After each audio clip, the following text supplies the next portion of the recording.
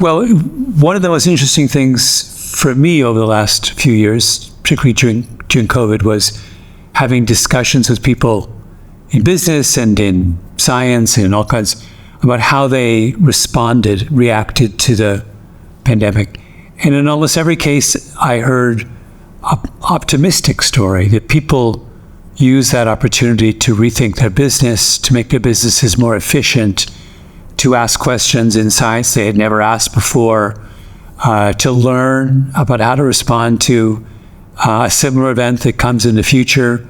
I mean, even down to the most absurd specific. I remember having a conversation with someone who worked in supply chain management, who just said that they did, his exact phrase was, they did 25 years of innovation in a year and a half.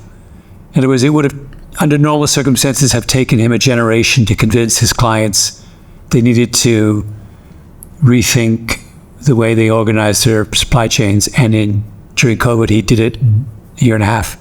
Like that's, if you multiply that time, across the entire globe, we emerged from this experience much stronger.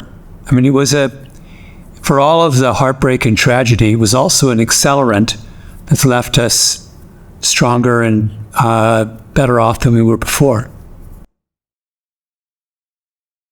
Nothing gives you a better perspective on the United States than leaving the United States and discovering that the rest of the world is, just as dynamic and ingenious and fascinating as the country that you left behind. So that's been the I am reminded, as I am always reminded, that I need to leave my country more often. And I often I'm asked by young people what advice I should give them, teenagers, and I always say you should leave your country and make a habit of doing that, because only by leaving your own country can you get perspective on it. But the same is true for adults like me, that every time I leave, I learn something that helps me when I go home.